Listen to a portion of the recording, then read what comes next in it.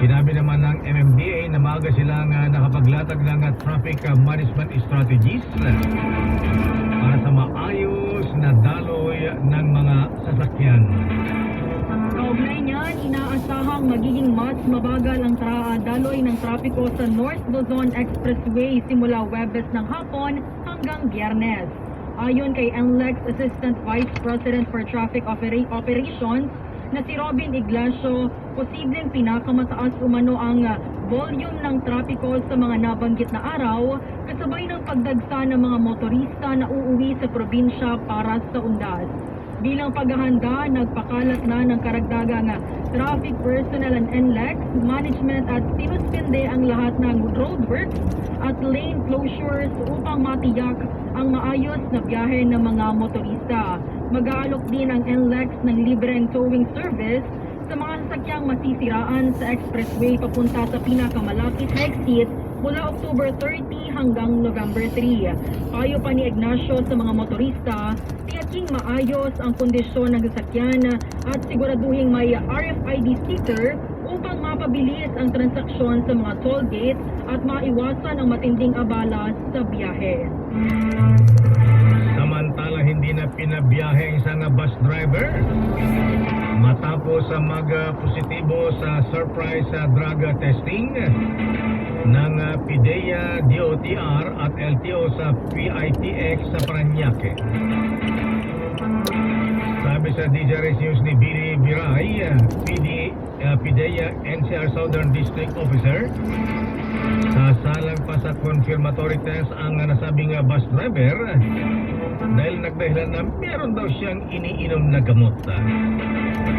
Nasa daang driver umano ng bus at motorcycle taxis ang isinailalim sa drug testing simula kanina alas 8 na umaga, natatagal hanggang mamaya alas 5 ng hapon. Ayon pa kay Biray, hindi na muna papayagang bumiyahe ang mga nagpositibo sa droga para mataya ang kaligtasan ng mga pasahero. Sinabi pa niya na mahalaga ang pagsasagawa ng drug testing sa mga drivers dahil nakasala dito ang kaligtasan ng mga pasahero. Lalo ngayong panahon na undas na maraming umuwi sa kanilang probinsya. Narito si PIDEA Officer Biray. Kasi sila makakatangke kasi kung hindi na nagpagkakas, hindi sila makakatangke.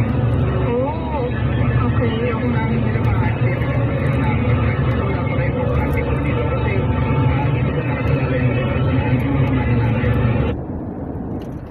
Samantala, nagbabala ang PNP sa publiko laban sa mga online scam gaya ng mga pekeng Airbnb listing at rentangay modus ngayong undas. Ayon kay PNP spokesperson Police Brigadier General Rando Tuanyo, kapag too good to be true ang mga offer ng Airbnb o renta ng mga sasakyan, pasigurong o paniguradong isa itong uri ng scam. Bukod dito, maglalabas rin ng hiwalay na abiso ang PNP Highway Patrol Group at PNP Anti-Cybercrime Group upang makatulong sa mga bakasyonista at umuwi sa mga probinsya na maaaring maging target ng mga naturang modus. Pakinggan po natin si PNP spokesperson Police Brigadier General Randolph Tumanyo.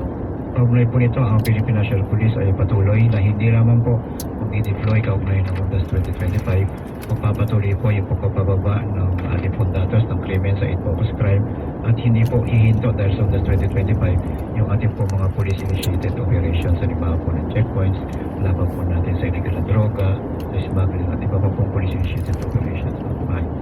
Mula kaninang hating gabi, nakataas na ang heightened alert ng PNP at magtatagal hanggang sa November 3.